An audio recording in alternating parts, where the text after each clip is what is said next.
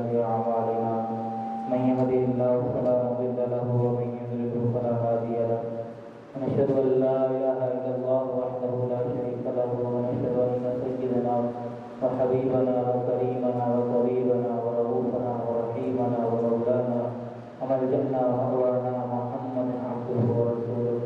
أما بعد فأعوذ بالله من الشيطان الرجيم. بسم الله الرحمن الرحيم. يا أيها الذين آمنوا قوا أنفسكم وأهليكم نارا وقودها الناس والحجارة. صدق الله العظيم وبلغنا رسوله النبي الكريم. إن الله وملائكته يصلون على النبي يا أيها الذين آمنوا صلوا عليه وسلموا تسليما. اللهم صل على سيدنا مولانا محمد وعلى آل سيدنا مولانا محمد وبارك وسلم. مولاي صل وسلم دائما أبدا على حبيبك خير الخلق كلهم. هو الحبيب الذي ترجى شفاعته لكل هول من الأحوال مقتحم. محمد سيد الكونين والثقلين والفريقين من عرب ومن عجم. يا رب المصطفى بلغ مقاصدنا واغفر لنا وارحمنا ما مضى يا واسع الكرم. تمام چیزیں اللہ تعالیٰ اپنے دربار میں قبول فرمائے اور ہمارے لیے بخشش کے فیصلے فرمائے. نبی کریم علیہ السلام کا فرمان مبارک ہے، ہر روزے دار کے لیے دو خوشخبریاں ہیں. ایک اس وقت سے ملتی ہے جب وہ افطار کرتا ہے، راحت سکون. آپ 2 دن پیاسے رہ لیں، 3 دن پیاسے رہ لیں، پھر کھانا کھائیں، پانی پئیں، آپ کو وہ لذت محسوس نہیں ہوگی جو لذت آپ کو روزہ افطار کرنے کے وقت محسوس ہوگی. اور دوسرا فرمایا کہ روزہ دار کے لیے جو زیادہ بڑے درجے کی خوشی ہے وہ کیا ہے کہ جب اس روزے کے بدلے میں وہ اپنے رب سے ملاقات کرے گا، روزے کے بدلے میں اپنے رب کا دیدار کرے گا، تو وہ جو خوشی ہوگی تو وہ اتنی زیادہ ہوگی کہ جسے انسان سمجھ بھی نہیں سکتے، تصور بھی نہیں کر سکتے. نبی کریم علیہ السلام کا فرمان مبارک ہے کہ عید کے روز جب لوگ عیدگاہ کے اندر جمع ہوتے ہیں تو اللہ تبارک و تعالیٰ فرشتوں سے خطاب فرماتا ہے. میرا رب ارشاد فرماتا ہے فرشتوں سے کہ میرے فرشتوں یہ بتاؤ کہ جس مزدور نے اپنا کام مکمل کر لیا ہو تو اس کے ساتھ کیا سلوک کرنا چاہیے، کیا سلوک ہونا چاہیے. تو فرشتے عرض کرتے ہیں باری تعالیٰ جو مزدور اپنی مزدوری پوری کر لے تو اسے پوری اجرت مل جانی چاہیے. تو میرا رب فرماتا ہے اللہ اکبر کہ یہ میرے بندے ہیں، انہوں نے مزدوری کی، روزے رکھے، تراویح پڑھی، عبادات کی، تو آج میں ان کی مزدوری پورے طریقے سے ان کو ادا کر رہا ہوں. آج جو یہ مانگیں گے میں ان کو عطا کروں اور ان کی نہ صرف بخشش کروں گا، ان کی نیکیوں کو قبول کروں گا، بلکہ جو ان کے گناہ ہوں گے ان کو بھی نیکیوں کے اندر تبدیل کروں گا. نیکیوں کے اندر گناہ بھی تبدیل ہو جائیں گے. آج کے دن کتنی بڑی سعادت ہے ہمارے لیے. اللہ تعالیٰ نے کتنے زیادہ بخشش کے ہمارے لیے انتظام کیے ہوئے ہیں. میں نے جو قرآن حکیم کی آیت مبارکہ کی تلاوت کی ہے، میں چند باتیں مسلمان سے عرض کرنا چاہتا ہوں. اللہ تبارک و تعالیٰ قرآن حکیم کے اندر ارشاد فرماتا ہے یا ایھا الذین آمنوا قوا انفسکم واہلیکم نارا. اے ایمان والو، اپنے آپ کو اور اپنی اولاد کو، اپنے گھر والوں کو، اپنے بچوں کو جہنم کی آگ سے بچاؤ. پہلے تو اللہ تبارک و تعالیٰ کا ارشاد سماعت کیجیے، محبت کے ساتھ جو کتاب ہے. جس طرح ماں اپنے بچے کو نام کے ساتھ نہیں بلکہ بیٹا کہہ کے بلاتی ہے، تو اس بیٹا کہنے کے اندر جو پیار ہوتا ہے، جو محبت ہوتی ہے، اسے لفظوں کے اندر بیان نہیں کیا جا سکتا. تو اللہ تبارک و تعالیٰ بھی اسی طرح اپنے بندوں سے خطاب کرتے ہوئے ارشاد فرماتا ہے اے ایمان والو، اے میرے ساتھ تعلق رکھنے والوں، اے میرے نام پہ مر مٹنے والوں، اے میرے ذات پہ قربان ہو جانے اے مجھے اپنا محبوب بنانے والوں، اے میرے محبوب بندو، اپنے آپ کو بھی جہنم کی آگ سے بچا لو اور اپنی اولاد کو بھی جہنم کی آگ سے بچا لو۔ تو ہمارے یہاں دو قسم کی انتہائی پائی جاتی ہیں۔ ایک قسم کے لوگ تو وہ ہیں کہ جو خود یہ سمجھتے ہیں کہ بھائی میں نماز پڑھ لیتا ہوں کافی ہے، پہلی صف کا نمازی بن گیا ہوں کافی ہے، اولاد کو کہہ دیتے ہیں یا کہنا بھی گوارا نہیں کرتے۔ تو ایسے لوگوں کے ساتھ میرے رب کا خطاب ہے کہ اپنے آپ کو پہلی صف میں لا کے کامیاب نہ سمجھو۔ تمہاری کامیابی اس وقت تک ادھوری ہے جب تک کہ تمہارے ساتھ ساتھ تمہاری اولاد کی زندگی کے اندر بھی دین شامل نہیں ہو۔ تو اولاد کی زندگی کے اندر دین شامل کرنے کے لیے دو قسم ہیں۔ ایک تو یہ ہے کہ وہ سرسری کہہ دیتے ہیں، ایسے لوگوں سے خطاب ہے کہ سرسری نہیں کہنا بلکہ اپنے آپ کو بھی بچانا ہے، اپنی اولاد کو بھی بچانا ہے۔ اور دوسری قسم کے وہ لوگ ہیں کہ جو ہر وقت سوٹا اور ڈنڈا اٹھائے رکھتے ہیں، بچوں کو دین پر لانے کے لیے، نماز کی طرف لانے کے لیے ہر وقت ان کے ہاتھ میں سوٹا اور ڈنڈا موجود ہوتا ہے۔ تو کوئی بھی نیک عمل ہو، کوئی بھی خیر کا عمل ہو، یہ انسان کی زندگی میں کبھی بھی ڈنڈے کے ذریعے داخل نہیں ہو سکتا۔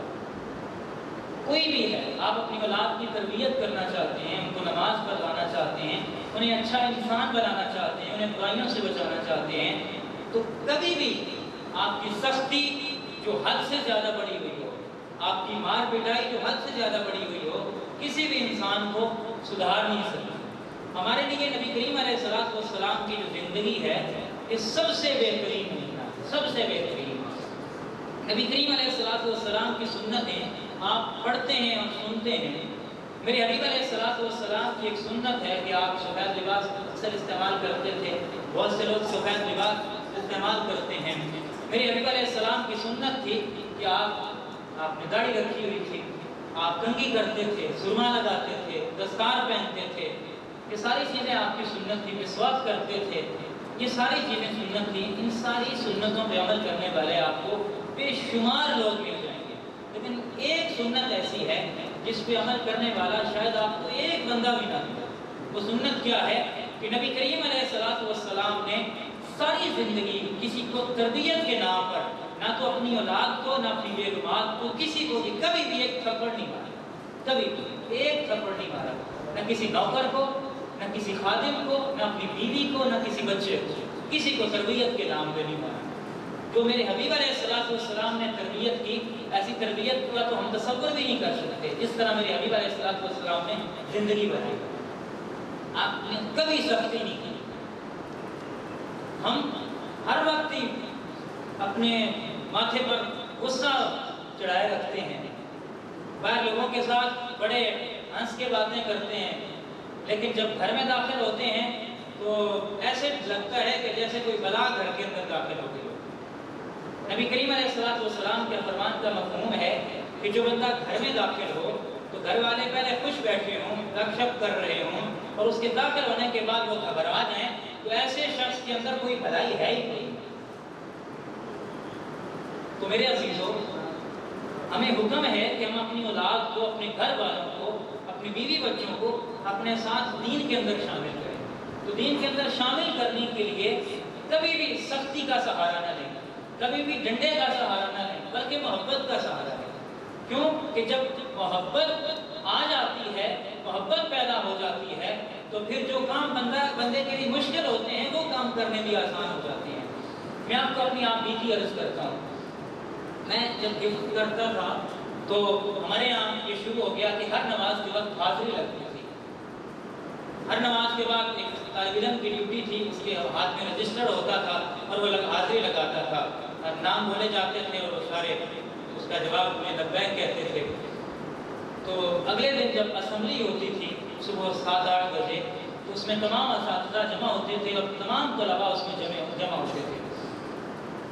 تو جس طالب علم نے حاضری لگائی ہوتی تھی وہ آ جاتا تھا، استاد صاحب بھی جنہوں نے یہ ذمہ لیا ہوا تھا سارے انتظام کا، وہ اسمبلی شروع ہونے سے پہلے ہی ڈنڈا منڈوا دیتے تھے۔ اب کیا ہوتا تھا کہ استاد صاحب کہتے تھے آ جاؤ بھائی، حاضری لگانے والا ادھر آ جائے، حاضری لگانے والا آ گیا، میں پرچی ہوتی تھی اور وہ نام لیتا تھا کہ جو نماز سے غیر حاضر تھا، لیکن جو بے نمازی تھے وہ ادھر آ جائیں۔ اب جس طالب علم کو تمام طالب علموں کے سامنے، تمام مدرسے کے اساتذہ کے سامنے یہ کہہ دیا جائے کہ یہ تو بے نمازی ہے، تو اس کے دل میں کیا آتا ہوگا؟ میں اپنی بات کر رہا ہوں، میں کسی پہ تنقید نہیں کر رہا۔ تو جب حاضری لگتی تھی تو جو بے نمازی ہوتے تھے، جن کی نماز رہ جاتی تھی، جماعت کے ساتھ جنہوں نے نہیں پڑھی ہوتی تھی، الگ سے پڑھی تھی یا کسی اور جگہ پڑھی تھی، وہ الگ بات ہے۔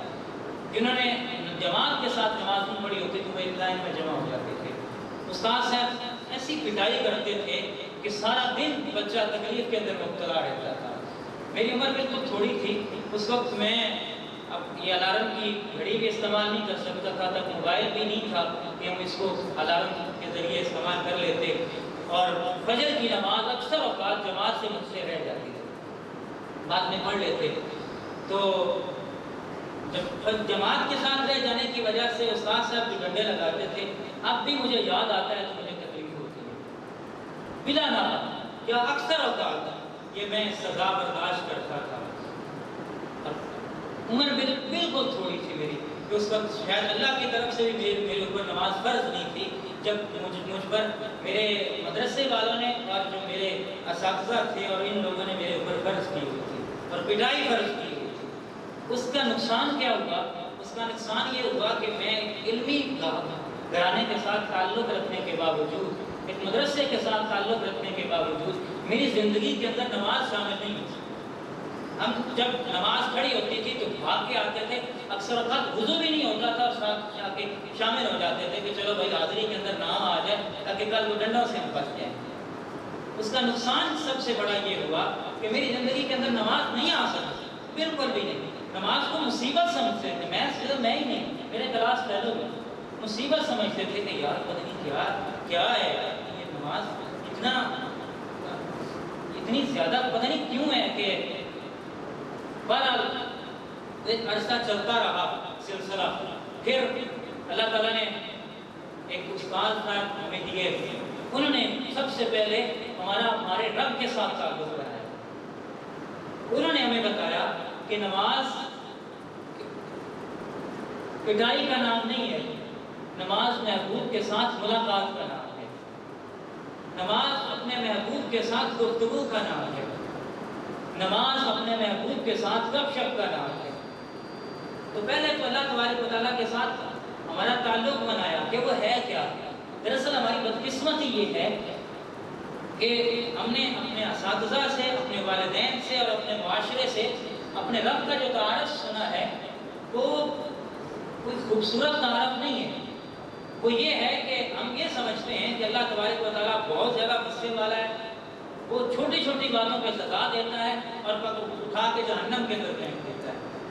یقیناً اللہ نے جہنم بنائی ہے، اس کا عذاب ہے، سب کچھ ہے، لیکن وہ قرآن حکیم کے اندر ارشاد فرماتا ہے کتب ربکم علی نفسہ الرحمہ، کہ تمہارے رب پر کوئی چیز فرض نہیں ہے، لیکن تمہارے رب نے اپنے اوپر رحم کرنا، معاف کرنا فرض کیا ہوا ہے۔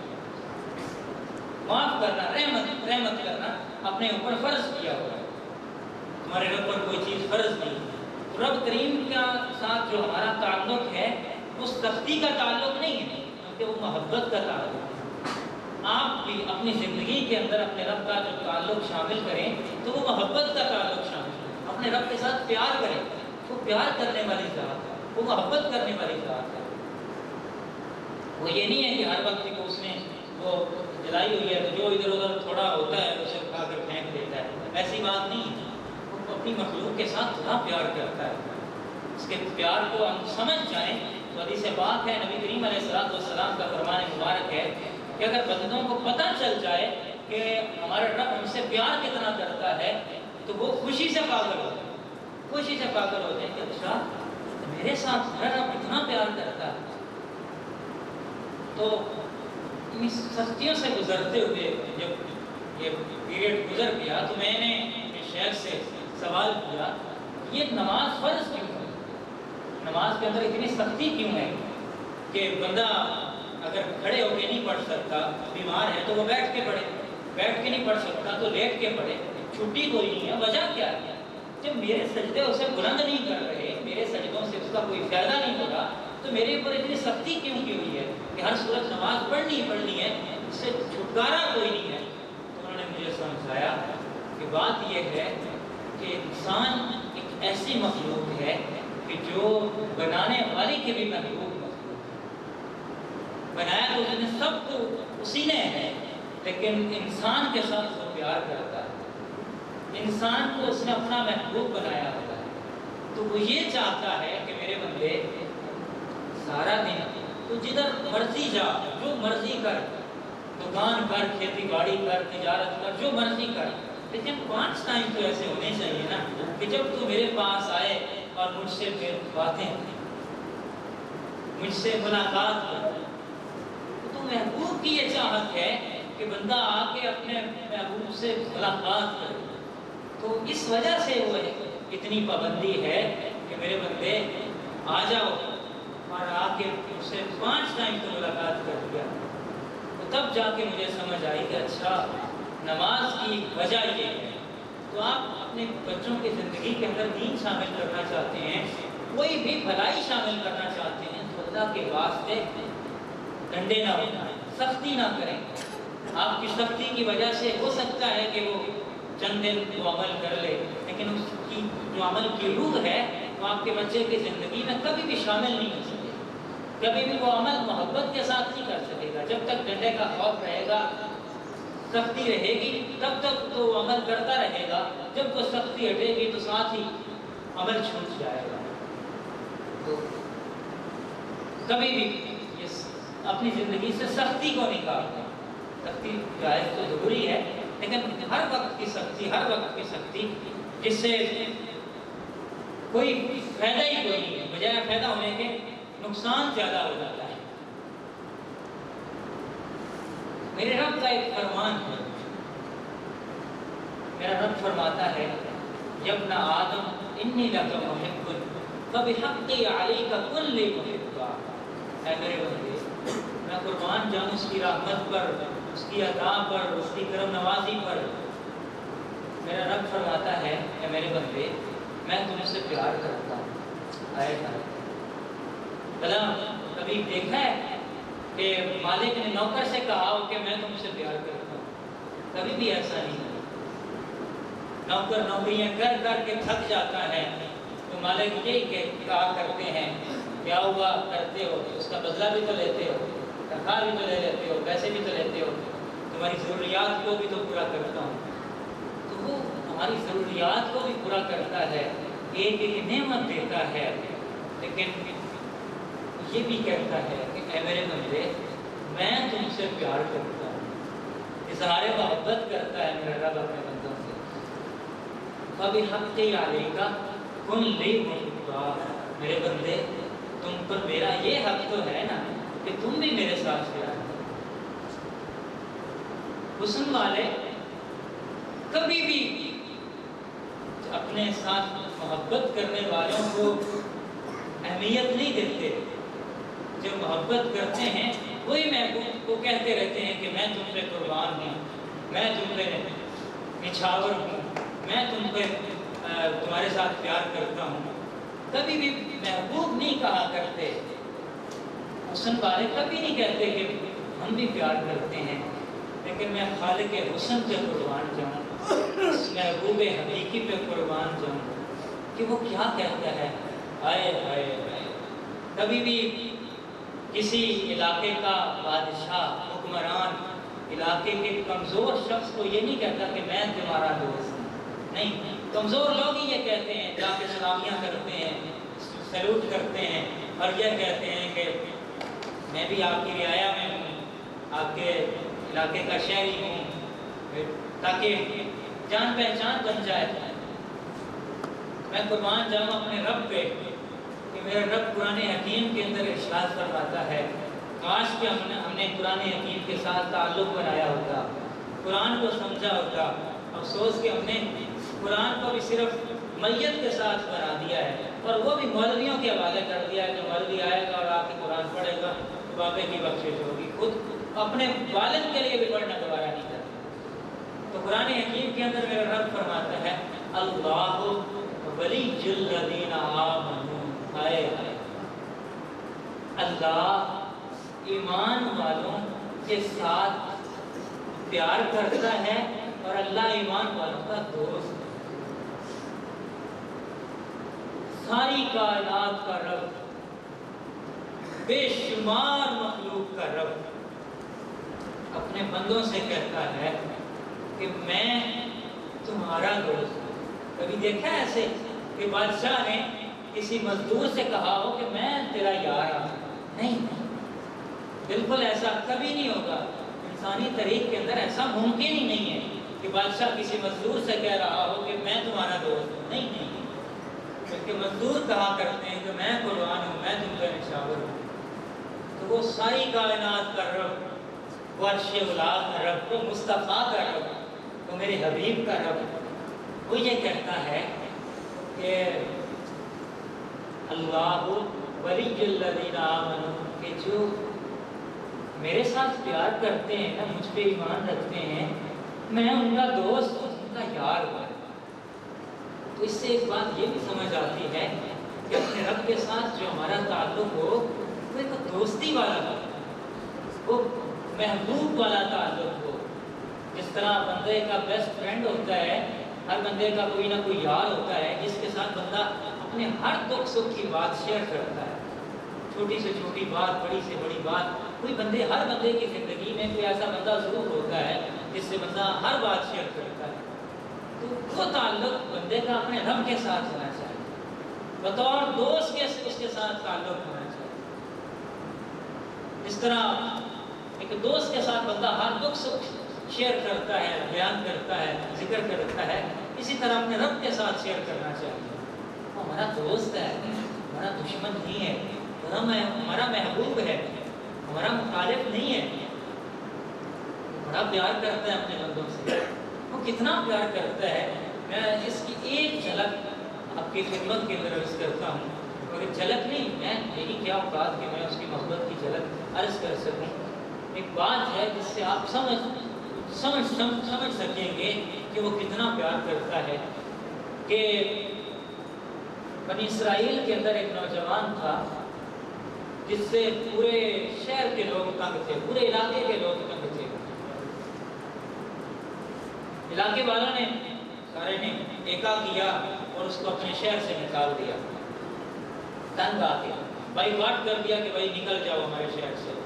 شہر سے نکلنا اس زمانے میں موت ہوتی تھی، کھانے پینے کا کوئی سامان موجود نہیں ہوتا تھا۔ تو جب جنگل کے اندر وہ گیا، باہر نکلا، بیمار پڑ گیا۔ جب وہ بیمار ہوا، اس نے دیکھا کہ کوئی میری تیمارداری کرنے کے لیے ہے۔ اس نے دائیں دیکھا، بائیں دیکھا، اسے کوئی نظر نہیں آیا۔ تو پھر اس نے نظرت فی السماء، تو پھر اس نے آسمان کی طرف دیکھا اور یہ کہا کہ اے میرے رب، مجھے سارے چھوڑ گئے ہیں، کیا تو بھی مجھے چھوڑ دیا ہے؟ میں نے تیرے بندوں سے سنا ہے کہ تو بڑا پیار کرتا ہے اپنے مخلوق سے، اپنے بندوں سے۔ مجھے سارے چھوڑ گئے ہیں، تو نہ مجھے چھوڑنا، مجھے سارے چھوڑ گئے ہیں، تو نہ مجھے چھوڑنا۔ اس کا انتقال ہو گیا۔ اللہ تعالیٰ نے اپنے نبی کی طرف وحی بھیجی کہ میرے نبی جاؤ، میرا ایک محبوب بندہ دنیا سے رخصت ہو گیا ہے، جو بھی اس کے جنازے کے اندر، اس کے کفن دفن کے اندر شریک ہوگا، میرا وعدہ ہے کہ بغیر حساب کتاب کے اس کی بخشش کر دوں گا، بغیر حساب کتاب کے۔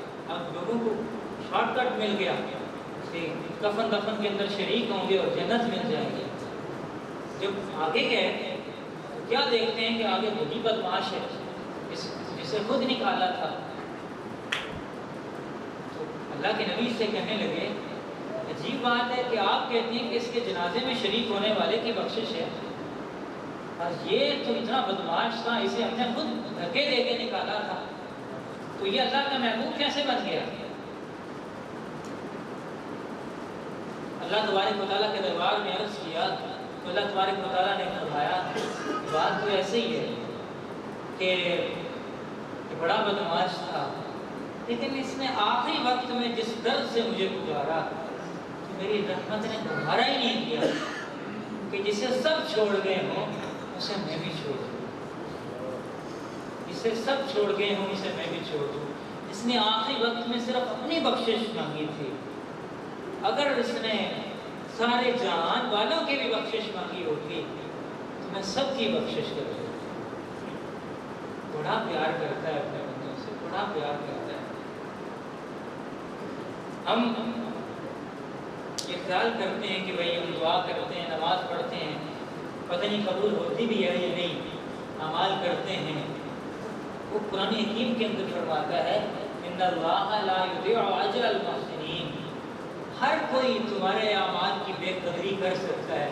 تم کسی پر احسان کرو، جتنے مرضی احسانات کر دو، ہو سکتا ہے کہ وہ تمہارے سارے احسانات رد کر دے، ضائع کر دے، لیکن جو تمہارا رب ہے نا، وہ تمہارے ایک ایک عمل کو بڑے محبت کے ساتھ رکھتا ہے، وہ تمہارے عمل ضائع نہیں کرتا۔ ایک بزرگ تھے، ان کے دل میں شیطان نے وسوسہ ڈالا کہ تم جو اتنے عرصے سے اللہ اللہ کیے جا رہے ہو، پتہ نہیں قبول بھی ہو رہی ہے یا نہیں، ایسے ہی بیٹھے ہو کر رہے ہو اللہ اللہ۔ اللہ تعالیٰ نے اسے انعام فرمایا کہ میرے بندے، جب ایک مرتبہ عمل کرنے کے بعد دوسری مرتبہ عمل کی تجھے توفیق مل رہی ہے تو یہی تو میری طرف سے جواب ہے۔ ایک عمل کے بعد، ایک خیر کے عمل کے بعد دوسری مرتبہ توفیق کا مل جانا، یہی تو میری طرف سے جواب ہے کہ تمہارا پہلا عمل میرے دربار کے اندر قبول ہو گیا ہے۔ تو جو اس سے پیار کرتے ہیں نا، تو پھر وہ مہربانی کرو بھائی، مہربانی کرو یار۔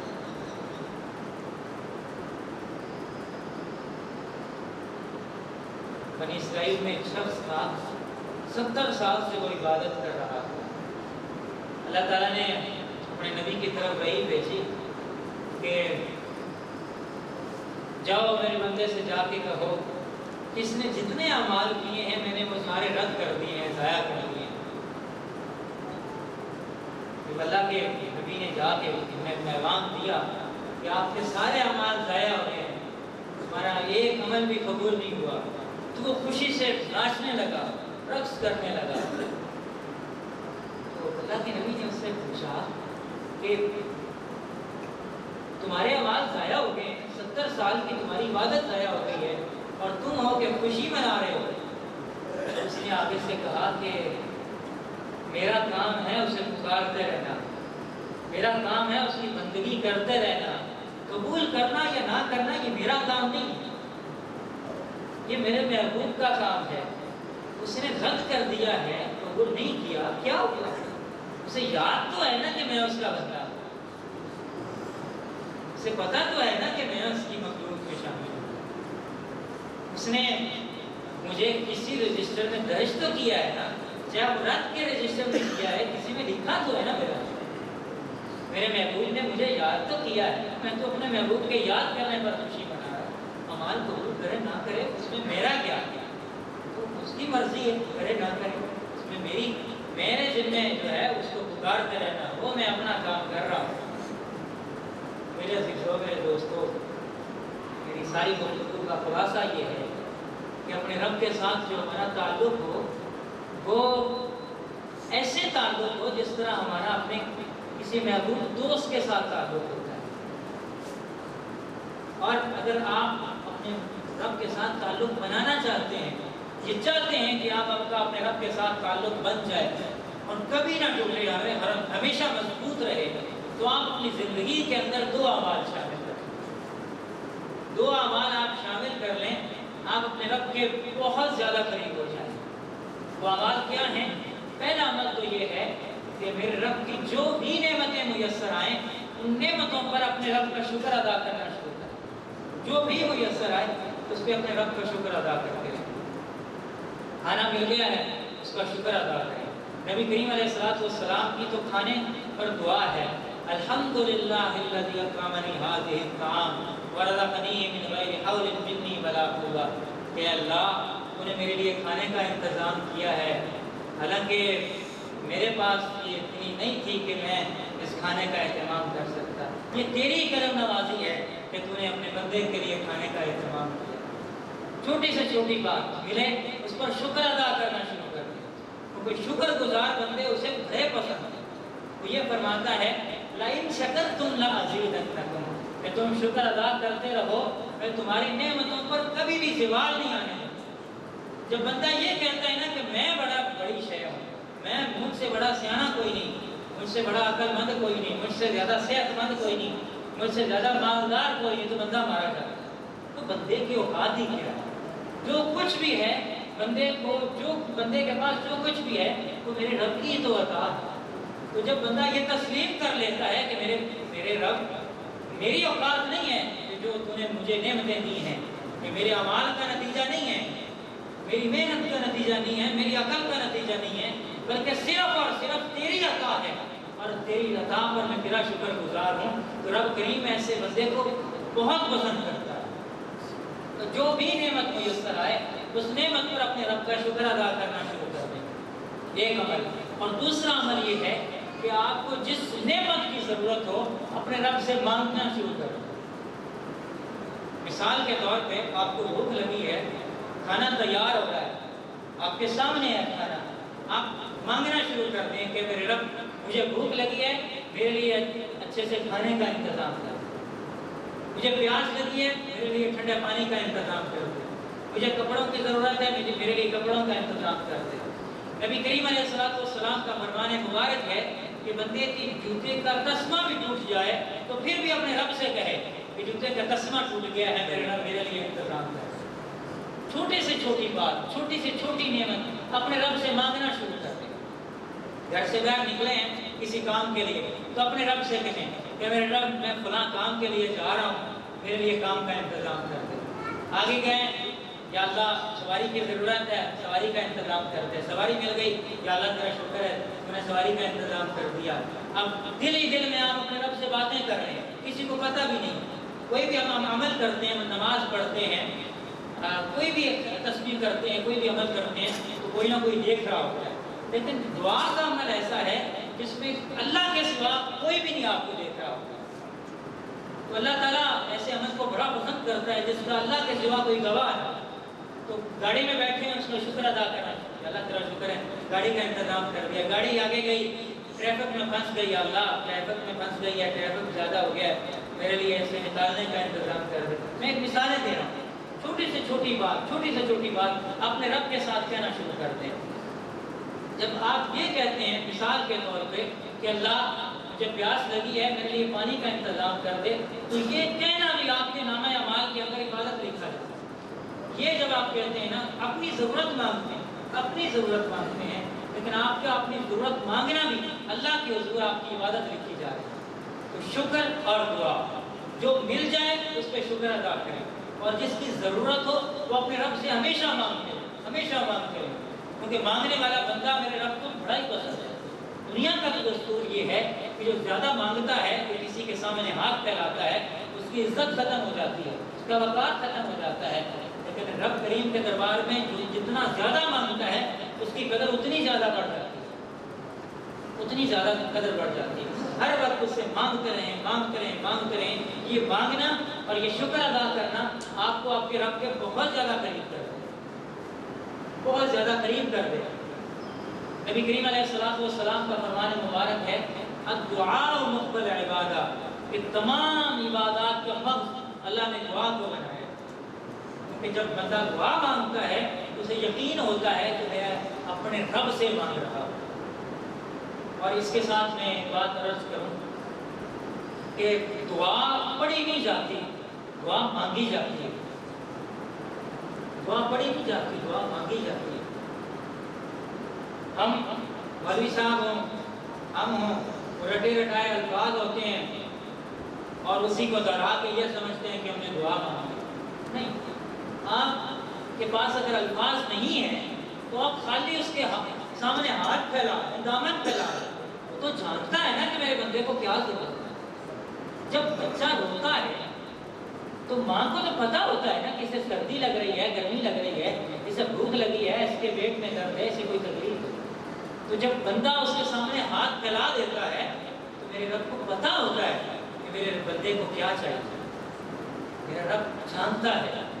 تو آپ خالی ہاتھ پھیلا دیں تو تب بھی وہ آپ کی جھولیوں کو بھر دے گا۔ میرے رب کا، میرے حبیب علیہ السلام کا فرمان مبارک ہے، ان ربکم حیی کریم یستحیی من عبدہ اذا رفع یدیہ ان یردہما صفرا، کہ تمہارا رب زندہ بھی ہے اور کریم بھی ہے، اس کی رحمت کو حیا آتا ہے کہ اس کا بندہ جب اس کے سامنے ہاتھ پھیلائے تو وہ ہاتھ خالی لوٹائے۔ اس کی رحمت کو حیا آتا ہے تو اپنے بندے کے ہاتھوں کو خالی نہیں لوٹاتا، اپنے بندے کا بھرم ٹوٹنے نہیں دیتا۔ حضرت موسیٰ علیہ السلام کی بات مجھے یاد آئی کہ حضرت موسیٰ علیہ السلام کی قوم کو بارش کی ضرورت ہوئی۔ حضرت موسیٰ علیہ السلام نے ساری قوم کو ایک میدان کے اندر جمع کیا اور دعا مانگنے کے لگے کہ اللہ بارش نازل کر دے، بارش نازل کر دے۔ اللہ تعالیٰ نے وحی بھیجی کہ تیری قوم کے اندر ایک شخص ہے اس کی وجہ سے میں بارش نازل نہیں کر رہا، اعلان کر دے کہ وہ قوم سے باہر نکل جائے، میں ابھی بارش کر دوں۔ حضرت موسیٰ علیہ السلام نے اعلان کیا کہ ایک شخص ہے جو چغل خور ہے، اسے وہ نکل جائے ہماری قوم سے، اس کی وجہ سے اللہ کی رحمت رک گئی ہے۔ کتنا بڑا گناہگار ہوگا کہ اللہ تعالیٰ نے اپنے نبی کی دعا کو روک دیا۔ اعلان کیا کوئی باہر نہیں نکلا، جو تھا گناہگار اس نے دل میں خیال کیا اور کہا کہ میرے رب آج اگر میں نکلتا ہوں تو میں ساری قوم کے اندر رسوا ہو جاؤں گا، میری عزت نہیں رہے گی۔ میرے رب آج تو میری عزت رکھ لے، آج میری عزت بچا دے، مجھے رسوا ہونے سے بچا دے۔ یہ دن ہی دن میں وہ مانگ رہا تھا کہ اللہ تعالیٰ نے بارش نازل کر دی۔ حضرت موسیٰ علیہ السلام نے عرض کیا کہ میرے رب نکلا بھی کوئی نہیں، یہ بارش کیسی ہو گئی؟ میرے رب نے ارشاد فرمایا جس کی وجہ سے رکی ہوئی تھی اسی کے تو خیر میں نے نازل کر۔ موسیٰ علیہ السلام نے عرض کیا کہ میرے رب تو کون تھا بندہ؟ میرے رب نے ارشاد فرمایا قربان جاؤں اس کی رحمت کے، اس کی کرم نوازیوں کے۔ میرے رب نے ارشاد فرمایا اے کلیم جب وہ میرا مجرم تھا، گناہگار تھا، تب میں نے اپنے بندے کو رسوا نہیں کیا، وہ توبہ کر چکا ہے، مجھے پکار چکا ہے، اب میں بھلا اپنے بندے کو رسوا ہوں؟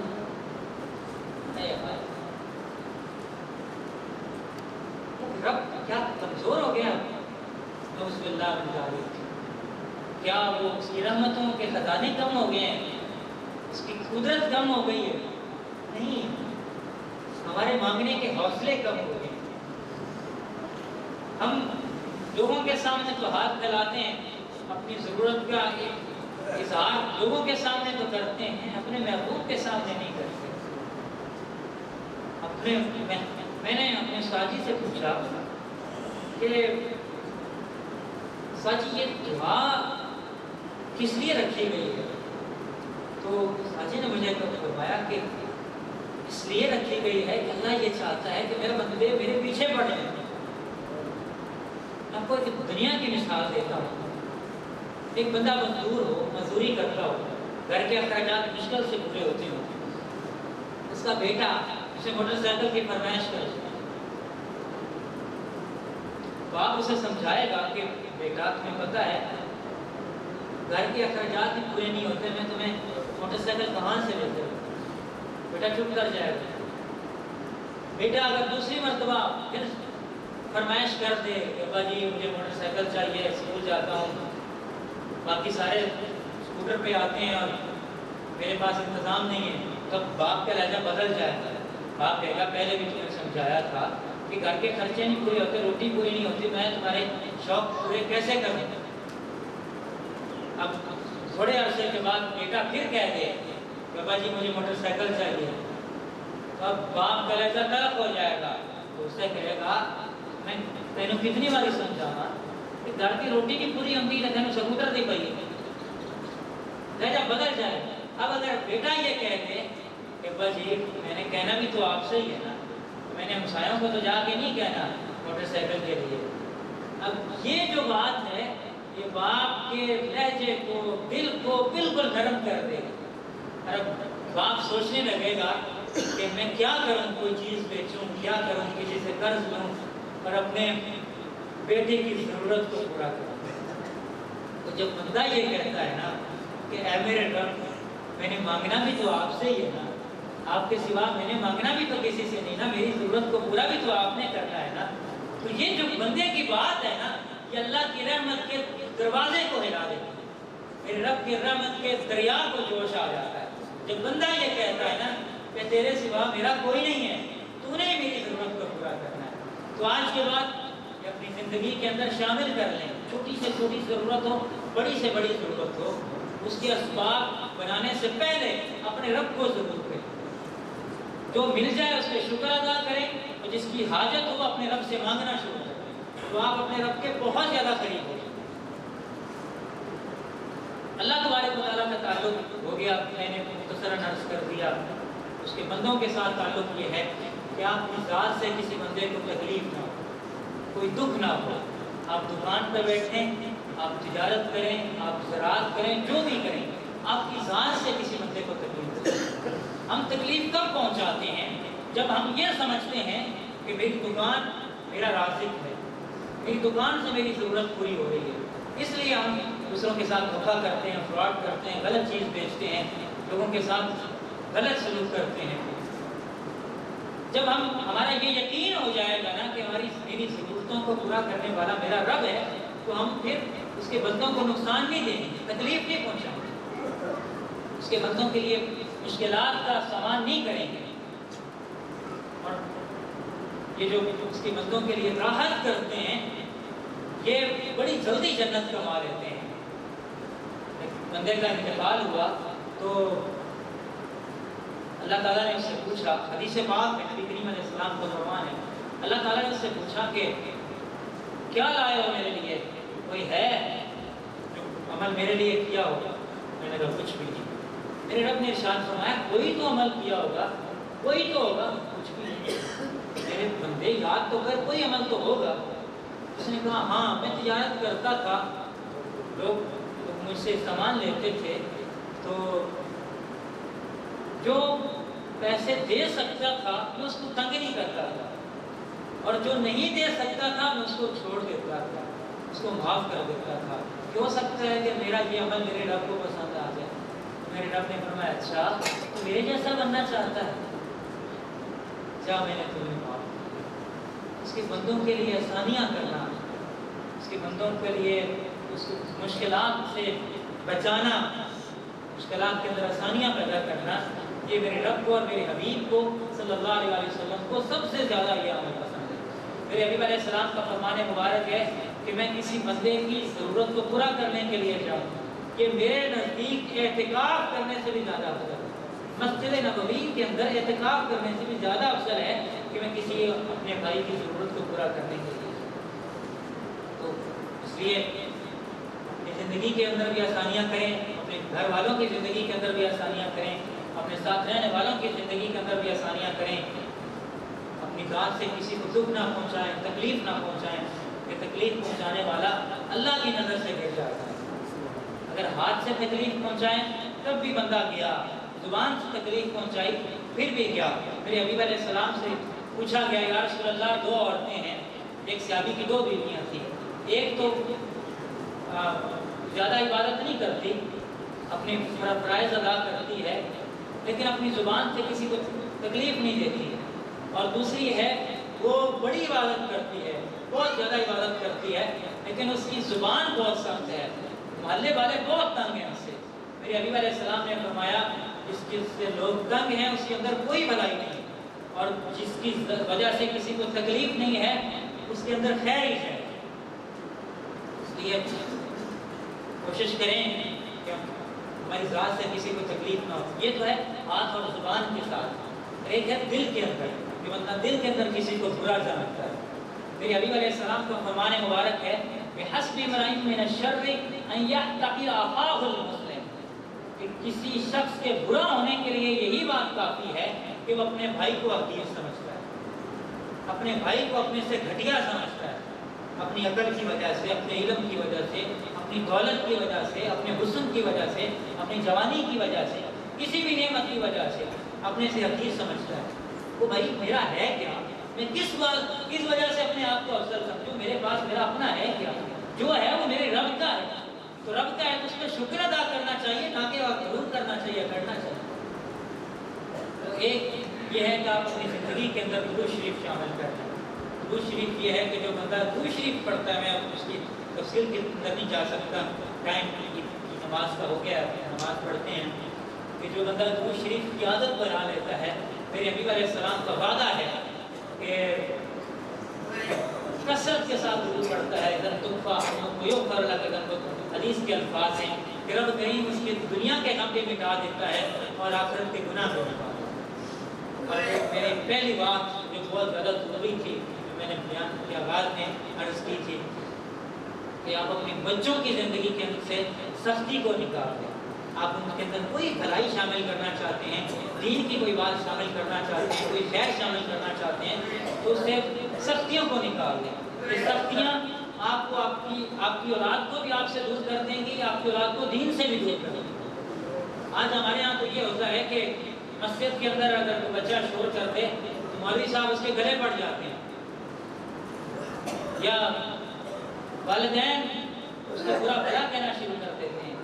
نبی کریم علیہ السلام کے زمانے کے اندر آپ نے سنا ہوگا حضرات حسنین کریمین طیبین طاہرین کی کہ آپ نماز پڑھتے تھے اور وہ آ کے آپ کی پیٹھ پہ تشریف فرما ہو جاتے تھے، اور کبھی بھی آپ کو ڈانٹا نہیں تھا، کبھی بھی منع نہیں کیا تھا، کبھی بھی روکا نہیں تھا کہ یہ عمل نہ کیا کرو. تو اپنے بچوں کو زندگی کے اندر آپ اگر دین شامل کرنا چاہتے ہیں، خیر شامل کرنا چاہتے ہیں، تو ان کی زندگی سے بے جا سختیوں کو نکالو، ان کی زندگی کے اندر محبت شامل کریں، احترام شامل کریں. آپ اپنی اولاد کا اس طرح سے احترام کریں جس طرح آپ اپنے علاقے کے MNA کا کرتے ہیں، وزیر کا کرتے ہیں، اس طرح آپ ان کو اہمیت دیں. وزیر نے MNA نے آپ کو کیا دینا ہے، جبکہ آپ کی اولاد آپ کے لیے دنیا کی بھی عزت کا سبب بنے گی اور آخرت کی عزت کا بھی سبب بنے گی. اگر اولاد ہی بندے سے جدا ہو گئی، بچھڑ گئی، باغی ہو گئی، تو بندے نے کیا کرنا؟ اللہ تعالیٰ مجھے آپ کو ان باتوں پہ عمل کرنے کی توفیق عطا فرمائے، ہمارے لیے دنیا اور آخرت کی بھلائیاں مقدر فرمائے. اور جو کچھ عرض کیا ہے مجھے آپ کو اللہ عمل کی توفیق دے. عید کا طریقہ سماعت فرما دیں. ان کی نیت یہ ہے کہ 2 رکعت نماز عید الفطر، اس کے اندر 6 تکبیریں زیادہ ہیں. پہلی رکعت کے اندر اللہ اکبر کہہ کے ہمیں ہاتھ باندھ لینے ہیں. پہلی رکعت کے اندر 4 تکبیریں، آسان ترین کر کے عرض کر رہا ہوں. پہلی تکبیر میں اور چوتھی تکبیر میں ہاتھ باندھنے ہیں. دوسری اور تیسری تکبیر کے اندر ہاتھ چھوڑ دینے ہیں. دوسری رکعت کے اندر پہلے قرات ہوگی اور اس کے بعد 3 تکبیروں کے اندر ہاتھ چھوڑ دینے ہیں، اور چوتھی تکبیر کے اندر اپنے رکوع میں چلا جانا. اگر کسی کو سمجھ نہ آئی ہو میں دوبارہ سے عرض کر دیتا ہوں. پہلی رکعت کے اندر ہم نے اللہ اکبر کہہ کے ہاتھ باندھ لینے ہیں. اس کے بعد دوسری اور تیسری تکبیر میں ہاتھوں کو چھوڑ دینا ہے. چوتھی تکبیر میں ہاتھ باندھ لینے ہیں. اور دوسری رکعت کے اندر پہلے قرات ہوگی اور پھر اس کے بعد 3 تکبیریں ہوں گی، اس میں ہاتھوں کو چھوڑ دینا ہے، اور چوتھی تکبیر کے اندر ہم نے رکوع میں چلا جانا ہے. اور آخری بات کر رہا ہوں، یاد آ گئی کہ کم از کم ایک انسان کی آج آپ نے کھانے کا بندوبست کرنا ہے، جس کے پاس کھانے کا بہتر انتظام ہو. کم از کم ایک انسان کا ایسا ضرور ہو جو آپ کی وجہ سے آج عید کے اندر خوشی سے کھانا کھائیں. جو آپ اپنے گھر کے اندر کھائیں وہی کھانا آپ اس کے لیے انتظام کریں. کسی ایک انسان کے لیے، کسی بیوہ کے لیے، کسی یتیم بچے کے لیے، کسی مجبور کے لیے. آپ کیونکہ ہمارا چھوٹا سا علاقہ ہے اور ہر بندہ جانتا ہے، آپ اپنے محلے والوں کو جانتے ہیں، اپنے علاقے والوں کو جانتے ہیں. کسی ایک گھر کے اندر زیادہ نہ صحیح تو ایک دن کا کھانا ضرور بھیج دیں کہ آج کے دن کسی مزدور کو پریشانی نہ اٹھانی پڑے، کسی بچے کو پھیری نہ لگانی پڑے، کسی بچے کو چاول چھولے نہ بیچنے. یہ آج کا ایک دن ایسا ضرور کر لیں. آپ کو عید کی خوشیاں رب کریم ایسے طریقوں سے دے گا کہ آپ کی نسلیں بھی اس خوشیوں کو انجوائے کریں گی. اللہ تعالیٰ مجھے آپ کو عمل کی توفیق دے. سفید دوست اللہ اکبر وللہ الحمد.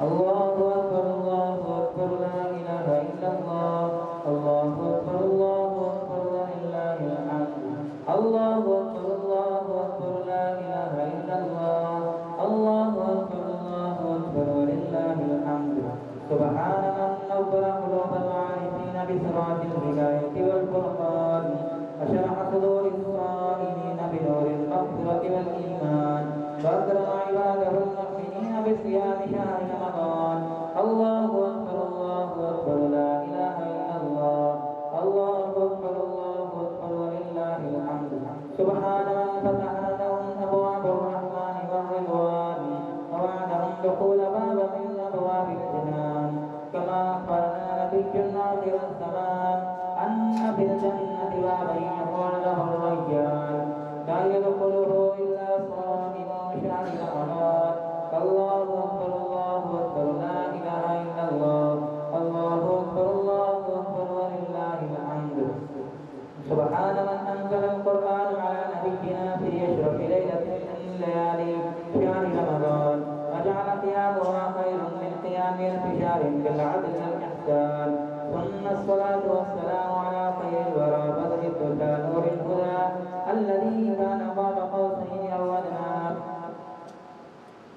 سيدنا ومولانا محمد المصطفى عليه التحية والثناء وعلى آله المجتبى وأصحابه الأتقياء وعلى جميع أتباعه إلى يوم الدين الله أكبر الله أكبر لا إله إلا الله الله أكبر الله أكبر ولله الحمد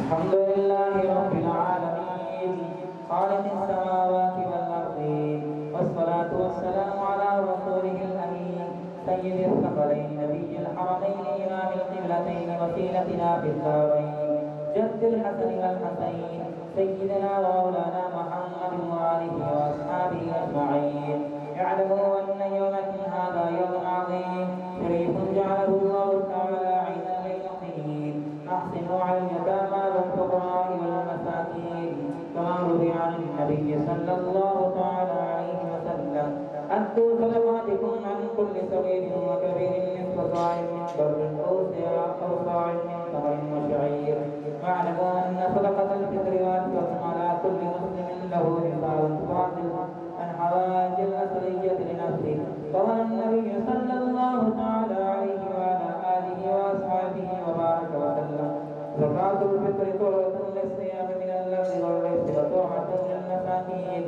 بارك الله لنا ولكم في القرآن العظيم ونفعنا وإياكم بالآيات والذكر الحكيم إنه تعالى جواد كريم كريم ملك بر رؤوف رحيم الرحمن الرحيم اللهم صل على سيدنا مولانا محمد وعلى آل سيدنا مولانا محمد وبارك وسلم اللهم صل صلاة كاملة وسلم سلاما تاما على سيدنا مولانا محمد الذي تنحل به العقد وتنفرج به الكرب وتقضى به الحوائج وتنال به الرغائب وحسن الخواتيم يستسقى الغمام بوجهه الكريم وعلى آله وصحبه في كل لمحة ونفس بعدد كل معلوم لك يا الله يا الله يا الله یا اللہ ہماری عید کی نماز اپنے دربار کے اندر قبول فرما یا اللہ ہمارے روزے ہمارے صدقات ہماری تراویح یہ تمام عبادات اپنے دربار کے اندر قبول فرما یا اللہ حضور علیہ السلام کے فرمائے ان کے اندر کوئی کمی رہ گئی تو درگزر فرما یا اللہ ہم سب کی بخشش فرما ہم سب کے مغفرت فرما ہمارے والدین کی بخشش فرما ہمارے والدین کی مغفرت فرما کریم اللہ ہمیں اپنے سوا کسی کا بھی ایک پل کے لیے بھی محتاج نہ فرما اللہ ہماری ضروریات کو اپنے غیب کے خزانہ سے پورا فرما اللہ ہماری دنیا کی ضرورتوں کو پورا فرما اللہ ہماری آخرت کی ضرورتوں کو پورا فرما اللہ ہمیں اپنے سوا کسی کا بھی ایک پل کے لیے بھی محتاج نہ فرما اللہ میرے کریم آقا، میرے اللہ جن کے پاس اولاد نہیں ہے اللہ تو اپنے خزانوں سے اولاد عطا فرما۔ یا اللہ جو تنگ دست ہیں انہیں وسیع رزق عطا فرما۔ یا اللہ جو مقروض ہیں ان کو قرضوں سے نجات عطا فرما۔ اے کریم آقا تیرے در پہ حاضر ہیں، تیرے حبیب علیہ السلام کا فرمان ہے کہ آج کے دن تو جو مانگا جاتا ہے تو اپنے بندوں کو عطا کرتا ہے۔ میرے اللہ ہم تیرے در پہ تیرے فقیر بیٹھے ہیں، اے میرے اللہ ہماری دنیا کی آخرت کی ضرورتوں کو پورا فرما، ہم سب کا خاتمہ بالایمان فرما، ہمیں بری موت سے بچا، برے خاتمے سے بچا، اللہ ہمیں قبر کے عذاب سے بچا، اللہ ہمیں معاشر کی گرمی سے بچا، اپنے حبیب علیہ السلام کی ہمیں شفاعت نصیب فرما۔ اللہ اے میرے کریم آقا، میرے اللہ تیرے سیاکار بندے ہیں، ہماری خطاؤں سے درگزر فرما، ہمارے گناہوں کو معاف کر دے۔ اے اللہ ہمیں قبر کے اندھیروں سے بچا، قبر کے عذاب سے بچا، ہمیں دنیا کی رسوائیوں سے بچا، آخرت کی رسوائیوں سے بچا۔ اے اللہ اے میرے کریم آقا ہماری ذات کو ہمارے لیے خیر کا ذریعہ بنا، ہمارے والدین کے لیے خیر کا ذریعہ بنا، ہماری اولاد کے لیے خیر کا ذریعہ بنا، تمام اہل ایمان کے لیے خیر کا ذریعہ بنا۔ اے اللہ جتنے اہل ایمان دنیا سے چلے گئے ہیں سب کی بخشش فرما، سب کی مغفرت فرما، سب کی کامل بخشش فرما، مغفرت فرما۔ یا اللہ ہر طرح کی آفات و بلیات سے ہماری حفاظت فرما، ہر طرح کی مصیبت سے تکلیف سے ہماری حفاظت فرما۔ اللہ ہم تیرے منگتے ہیں، ہم تیرے محتاج ہیں، اللہ ہماری ضرورتوں کو تیرے سوا کوئی پورا کرنے والا نہیں۔ اللہ اپنے حبیب کے بغیر ہماری ضروریات کو پورا فرما۔ اللہ ہمارا ہاتھ پھیلے تو صرف تیرے در پر، اللہ ہماری چولیاں پھیلے تو صرف تیرے در پر۔ اللہ ہمیں کسی اور کے سامنے ہاتھ پھیلانے سے بچا، کسی اور کے سامنے جھولی پھیلانے سے بچا۔ اے اللہ ہمیں عافیت والی صحت نصیب فرما، عافیت کے ساتھ زندگی نصیب فرما، عافیت کے ساتھ ہمیں موت نصیب فرما۔ اے اللہ اے میرے آقا، میرے اللہ میرے جس بھائی جس بزرگ کے دل میں جو دعا ہے اے اللہ تو اپنے علم کے مطابق جانتا ہے۔